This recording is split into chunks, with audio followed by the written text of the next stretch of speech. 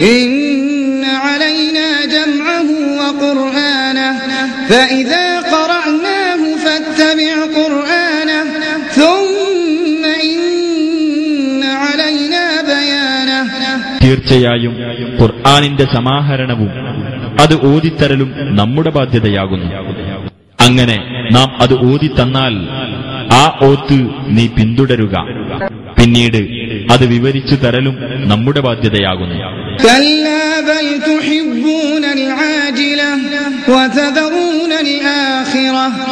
അല്ല, നിങ്ങൾ ക്ഷണികമായ ഈ ജീവിതത്തെ ഇഷ്ടപ്പെടുന്നു, പരലോകത്തെ നിങ്ങൾ വിട്ടേക്കുകയും ചെയ്യുന്നു.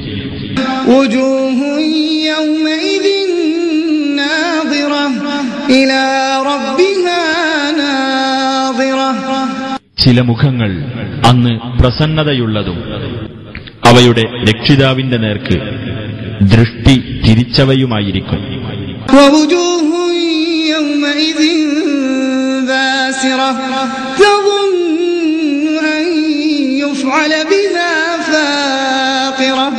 ചില മുഖങ്ങൾ അന്ന് കരുവാളിച്ചതായിരിക്കും. ഏതോ അത്യാപത്ത് അവയെ പിടികൂടാൻ പോകുകയാണ് എന്ന് അവർ വിചാരിക്കും.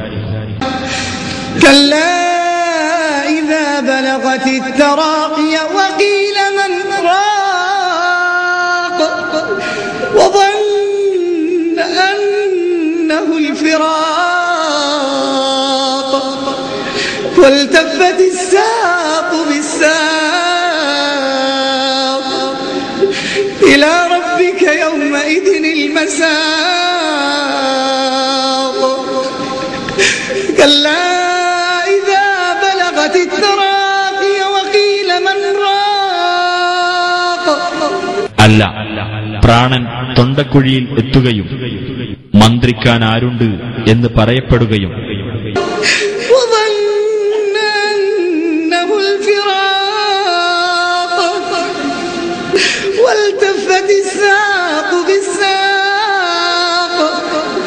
അത് തന്റെ വേർപാടാണെന്ന് അവൻ വിചാരിക്കുകയും കണങ്കാലും കണങ്കാലുമായി കൂടി പിണയുകയും ചെയ്താൽ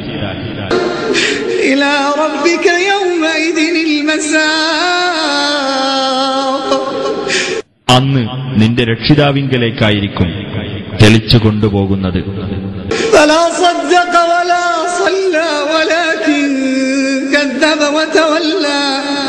എന്നാൽ അവൻ വിശ്വസിച്ചില്ല, അവൻ നമസ്കരിച്ചതുമില്ല, പക്ഷേ അവൻ നിഷേധിക്കുകയും പിന്തിരിയുകയും ചെയ്തു.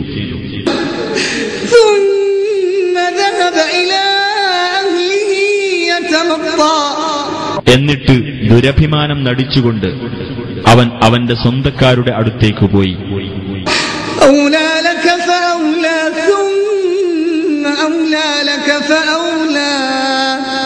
ശിക്ഷ നിനക്കേറ്റവും അർഹമായതു തന്നെ, നിനക്കേറ്റവും അർഹമായതു തന്നെ, വീണ്ടും നിനക്കേറ്റവും അർഹമായത് തന്നെ, നിനക്കേറ്റവും അർഹമായത് തന്നെ.